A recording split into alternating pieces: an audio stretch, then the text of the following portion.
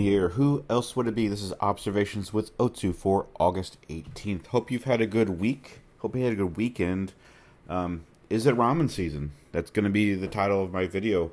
There's a lot of concerns out here. I think what's really funny to me, this is just the introduction, but I think there's a lot of extremes on both sides, and I don't think either one is actually really accurate. But we will take a look at this. We will look at Bitcoin, Ethereum, and Solana. We will look at the monthly, weekly, and daily time frames. Go ahead and hit the like, subscribe button if you want to.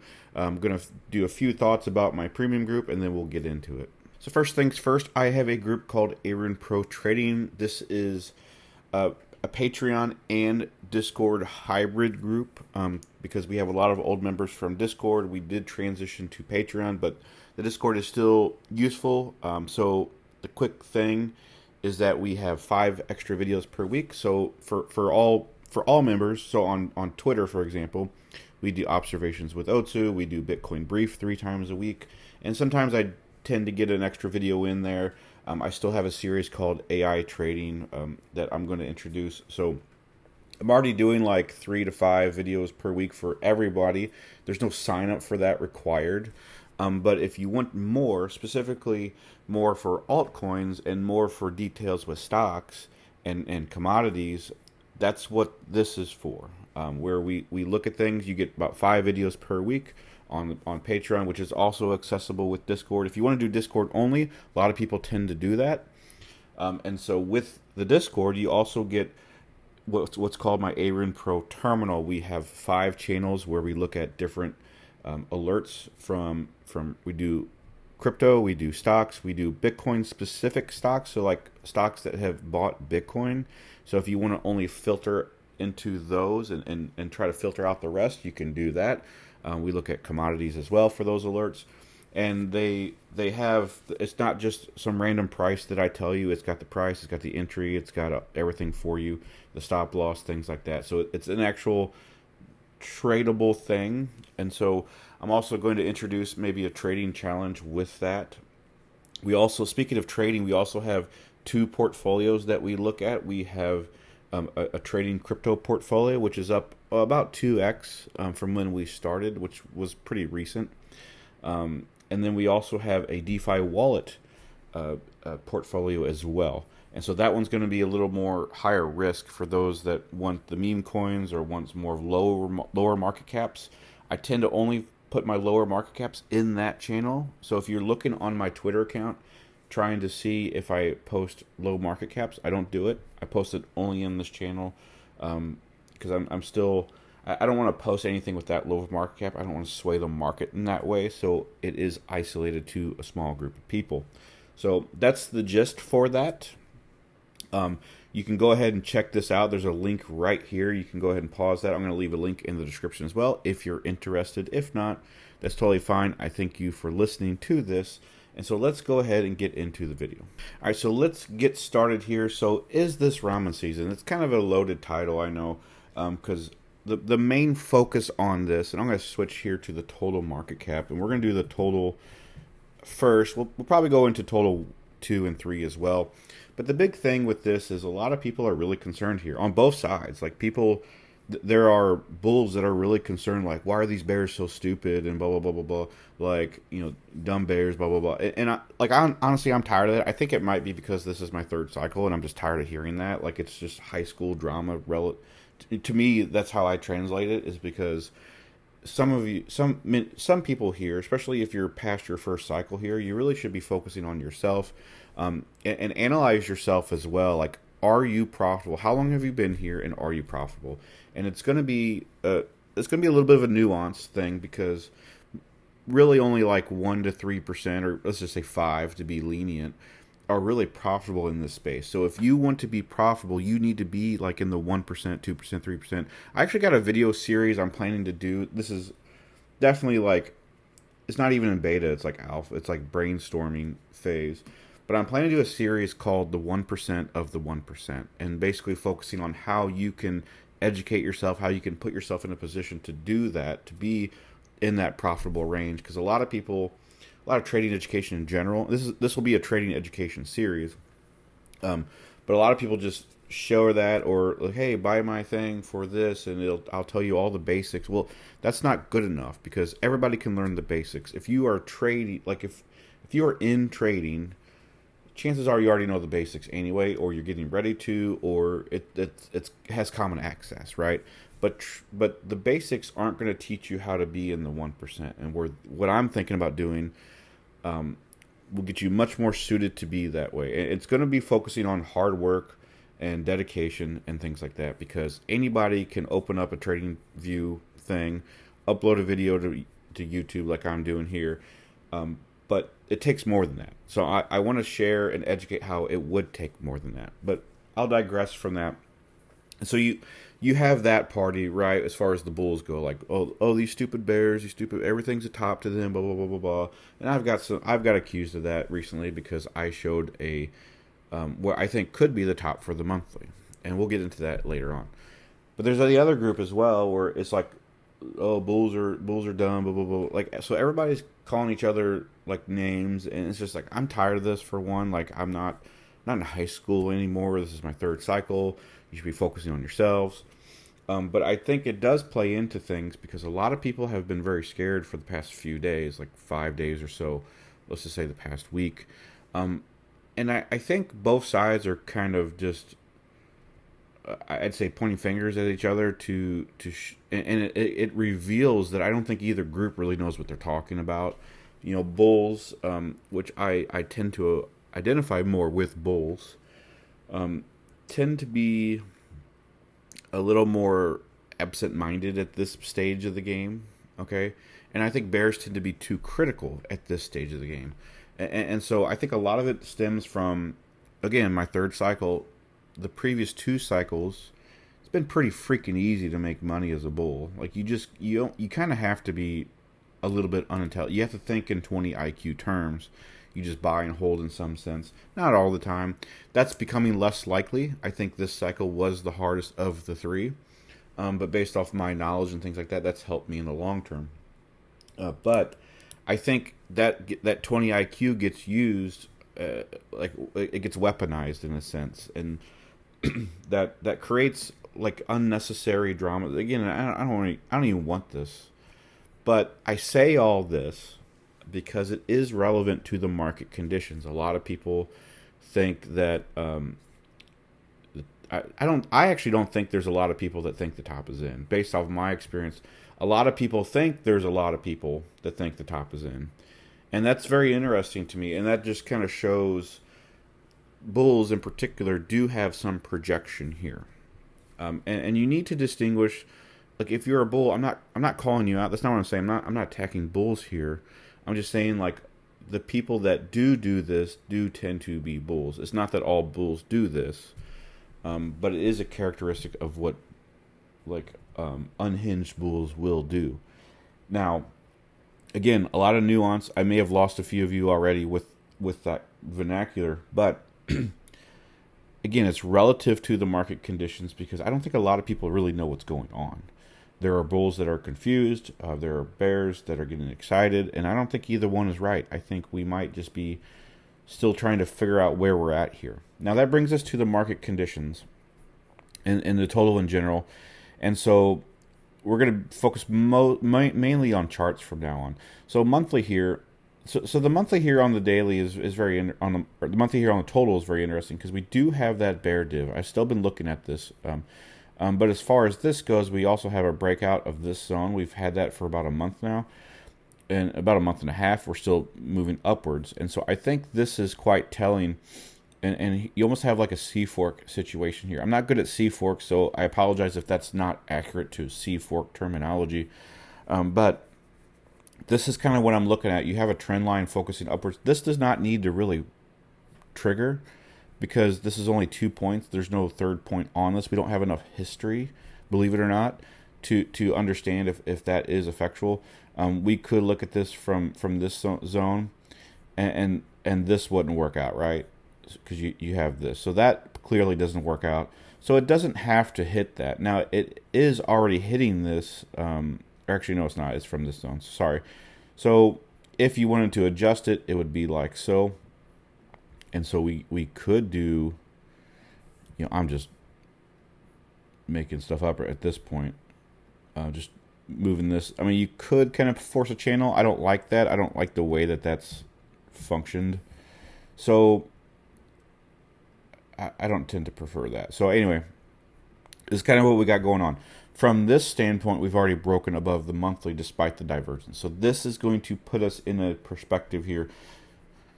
The biggest elephant in the room for me is, are the monthly divs important? And my answer is absolutely yes. Absolutely yes, they are. Now, are they going to work out as cycle tops is the answer. And that's where this becomes a little more loose. So from here you got 1, 2, 3, 4, 5, 6, 7, 8. So you have 8 candles in there. We've already had a div from this point, so this one doesn't count. This one still does. A lot of people were trying to say that this doesn't count as a div, and as far as I know, there's no mainstream rule for this. Okay, so and they could be right, but the thing is, there's no textbook orientation on if that is right. What I see is that we have an 8 candle spread here with a div, and so if you take you take the 14 candle roll, you still have 6 candles or 6 months left. So this could continue to go up. We still could continue to get the div. The div is basically right here at the 71 marker. So we could move up. If we continue to go up higher, this could break the div, and that would be good. If that occurs, that's going to be pretty much the first time that happens. And so we'll see how that goes. And this is where I say, if that happens, this time has to be different. This year has to be different. And a lot of people are saying that this time is different. Now, those tend to be, and I'm not trying to offend anybody, that does tend to be famous last words. The problem with that statement that this cycle is different is that I heard that last cycle. I heard that the cycle before. I heard that the cycle before. Like anything. Like 2008 financial crisis. This time is different. Ended up not being different. Okay? So there's a lot of things like everything feels different in the moment, but when hindsight becomes 2020, it wasn't really that much different. Okay? And so a lot of people saying, well, this time is different because we got governments buying. Okay, well, we had governments buying last time. We had companies buying last time. And so maybe they're buying more in a certain scale, but that doesn't change supply and demand.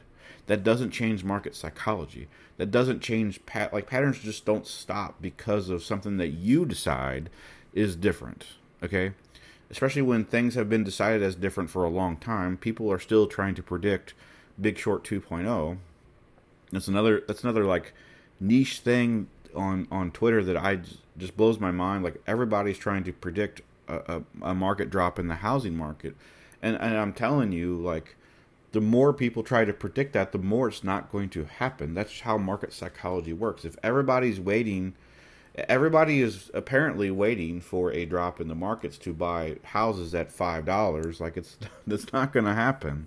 Okay, I'm being sarcastic here, but I don't think a market drop is going to happen the way it happens. I personally think the housing market's going to stagnate, and it's going to stay the same price for a longer period of time, so that way the price ends up working itself out. And there's also other, I'm getting off a rabbit trail here, but a lot of people are complaining like, well, housing's too expensive for people. Well, that's what people have wanted as well. Like, I'm not saying this is right or wrong. I'm saying, like, people have been buying 50 years ago, people were buying houses because they want houses. Okay, now people buy houses because of that, but there's a much higher percentage of people that buy houses because they see it as an asset that they can get an ROI from. Okay, and that is why the prices are going higher. Okay, that may not be the reason why it's going higher, but psychologically, people are buying that with the anticipation that they can hold equity. Okay. If you're trying to buy something as a place to live, that's where you buy an apartment nowadays. Okay, I don't live in I live in the Midwest. I don't live in some fancy place necessarily. But there's a lot of apartments showing up. And historically, apartments have skyrocketed in the past 5 years. And we can agree to disagree about, I agree with some of you. My point is, I'm not saying apartments are the best thing ever. Okay, but the priority for apartments, for people that rent them, is to live somewhere. Okay, if you're buying an apartment, you are not buying into equity. That's for the people that own the assets. Okay, people that buy houses also want a place to stay. It's for us, it's about just being as a family, and I got a special needs kid that needs that isolation in some sense from other people. You don't want to hear what your neighbors are doing, but at the same time, a lot of people are buying houses because of equity, and so that's the point here. And people miss that. I really think people miss that from 40, 50 years ago, that people didn't generally, unless I'm wrong, I could be, but it doesn't seem like people in 50 years ago were concerned about buying houses. Like people that I know that are 80 years old bought houses for $30,000-$40,000 that are now worth $500,000, and I don't think they anticipated that would go up that high. Maybe they thought that it could go up in value, but I don't think they thought it would go up 10, 12%, 12,000 or 1,200%. Okay, and so that's what I'm saying. And so if you buy a house today at 30 years old, and 40 years from now you're 70, is that going to be 10 times the value? So if you bought a $500,000 house now, it's going to be worth $5 million later. How much the price of Bitcoin is going to be? How much the price is a cup of coffee going to be, or a McDonald's cheeseburger? See what I'm saying? Like your McDonald's cheeseburgers are starting to cost $10. They're already like $3. Okay, they used to be like 30 cents or something like that. But I digress from that. But my point is, and this is related to crypto, is that people's perspective doesn't line up all the time with what they see. And that's relevant to the market. Excuse me. Because of a breakout like this, are we going to continue to go up higher? If we do, 4.7 trillion is kind of what we're looking at with this. But we still have that monthly div. I think we could kind of come back down and kind of retest. I still think that the next 60 days are going to be much more complicated, and then we can work itself out. I think we'll have a pretty good Q4. I'm personally of the opinion that we're going to skyrocket towards Christmas time, and then basically right around the end of the year will be pretty much the end of the cycle. I've said this for quite a long time. I do think we have about no more than 9 months left, but probably closer to 3 to 6 months left. So that's total on the 1 month. On the weekly here, kind of have this rounded situation here. You do have a div here, kind of goes into the thesis that I think we could come back down, retest this a little bit. I think we even could go a little bit lower here. And that's going to equal a drop across the board, of course, but probably more so with alts. And we'll get into total 2 here in a second to see how that could take place. But so far, this is still looking okay. I want to go to, I spent a lot of time on discussing housing, and that wasn't even part of the video. So we'll kind of skip around here. We'll go to total 2. Had a push up here, had the deviation. Now we're coming back down. This needs to hold here, this structure. You have a little order block structure, right? So the lower end of that's like 1.52. If we go below that, we're going to hit 1.43. And so this tells me a few things. This actually kind of tells me that I think Bitcoin is going to be a little bit weak here coming soon. And we'll take a look at the Bitcoin dominance chart too. I actually forgot about that, but we'll look at that here. To me, this makes me think that Ethereum and downward is stronger than we might think. A lot of alts are going to be all over the place. Some are going to be good, some are going to be bad. But I think that works itself out. But we have this here as well. We have another div here on the monthly. And so this does tend to be a common theme with the total. We'll get into total 3, but total 1, total 2, Bitcoin. A lot of these have monthly divs here. And so I think that that's worth considering, especially when we have, I'm going to get rid of all this. Focus on this little candle here and we move it across.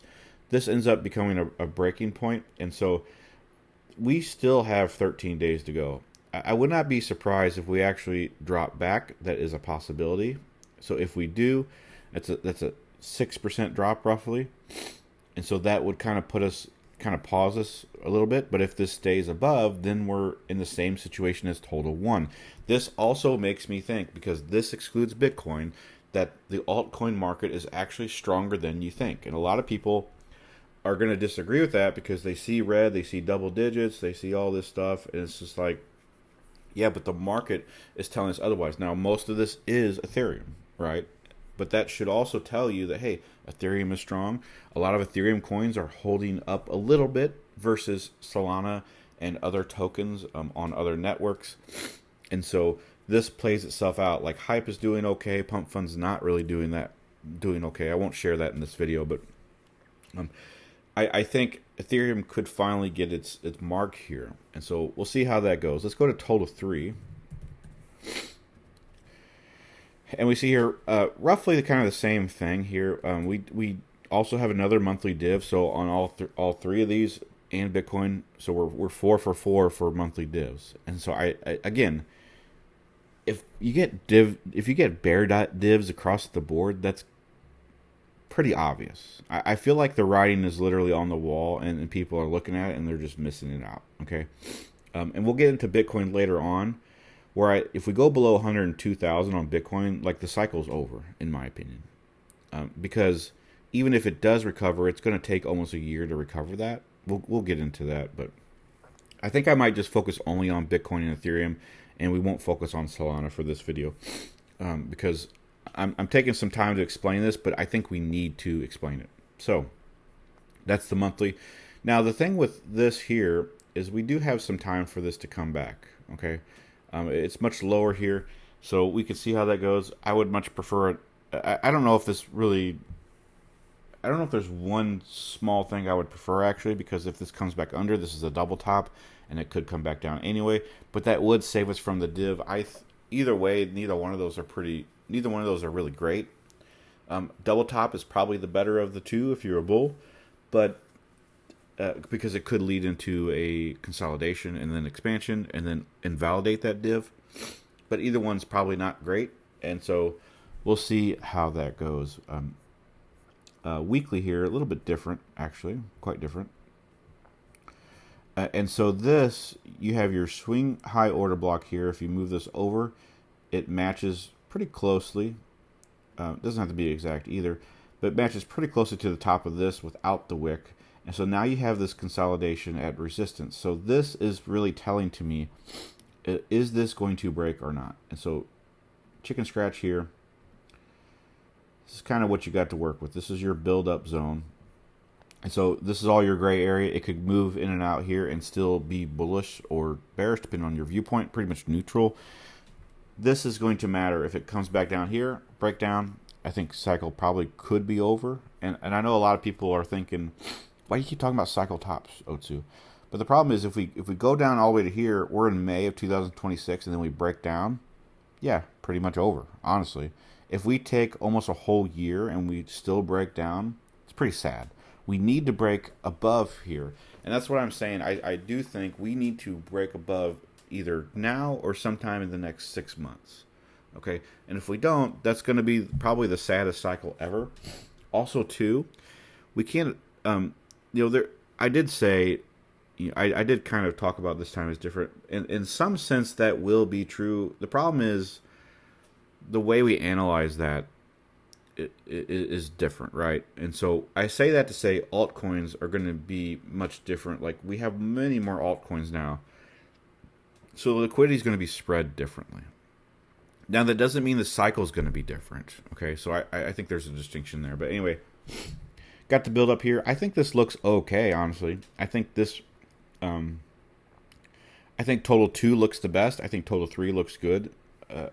Not great, but I think it looks good because you could get that build up and expansion here. So again, this makes me think that altcoins, despite the fact that everything looks red, despite the fact that Bitcoin's only down less than 1%, I still think total 2 and total 3 lean into a bullish altcoin thesis. So let's go ahead and go to a Bitcoin dominance chart, and we'll take a look at this. And a lot of chicken scratch on this one.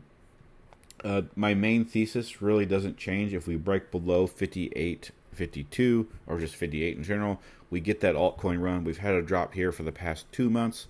Seems to be the case so far. Nothing's really changing with this. I'm not going to go into Bitcoin, ETH pairs, things like that. Those things are pretty much dead as far as, nobody trades those, honestly. Most people don't. And so you have this. I think this is good. Now, the thing is this going to be a bullish retest? Is this going to break above instead? It could. I think it certainly could happen. Or could get like a double top here. That's certainly possible. Um, I'm leaning against that. This doesn't look healthy enough to do that. We could get a breakdown here, hit the 50 and move on. But usually it doesn't respect it very well. And this is Bitcoin dominance, not a price chart. So I think this is going to be the region of interest. If it goes below 58, altcoin season is here. Okay. If not, I think Bitcoin will rally and we'll get a huge markup. And so here's the thing too: if you are looking for, like me, for something like a market ending fireworks for a bull run, you want the dominance chart to go down. You do, okay? Because this is what happened here from 17. The peak was roughly right around this high right here, or this low, okay? So you want Bitcoin dominant. Like, just because the Bitcoin dominance goes down doesn't mean the price goes down. The price will go up. So it's very possible, and this has happened every cycle, that Bitcoin will go up, altcoins will go up, but Bitcoin dominance will go down. That's part of the point of it. So that's the correlation there, right? We also saw this a little bit here, not as much here, but we saw this just a little bit. Actually, I was just thinking you could almost do a mid structure here, very close. And so we'll see how that goes. If that's the case, if we do match that out, we could see a dominance ending cycle at about 44%. And that makes sense to me. I think more people are buying Bitcoin. Companies are buying Bitcoin in mass. And so that could be the case. I think we could get the drop from 58 down to 44. I kind of want to do some experimenting here, just kind of live. So from this point here was like 300 days. That's quite a bit. And so I want to look at this from this point. So from the breakdown here to basically right here, it's about 244 days. And so how much was that? Like 60 days off. And so was it like 20% roughly? Not sure how much that is. So it was actually 79%, very close. And so that puts us at about 192. So if this breaks down here for like 192 roughly, I'll just give it 220, 212. Puts us at about May of 2026. If it doesn't, that puts us at about April. That's if we drop below that. So little interesting theory. I don't even know if that's accurate, but I'm just kind of playing around with that. But we'll move on. But that's the dominance chart there. Again, I do think we will drop down, and we'll see how that goes. And so the April May, if that does occur that way, will invalidate my thesis actually of 9 months, because that would put September, October, November, December, January, February, March, April, May. No, actually, it would be exactly 9 months. So, but it would have to happen exactly like, and I don't know if it will. I'm not trying to be right either. It's just something that's, again, fun little theory. I think it's good to experiment on things like this and just play around with it. It helps you understand the market better, even if you're wrong. So anyway, so that is the total market cap 1, 2, 3, dominance chart, and everything we talked about since then. Now we're going to focus on Bitcoin, Ethereum. Just going to be pure charts. Let's get into it.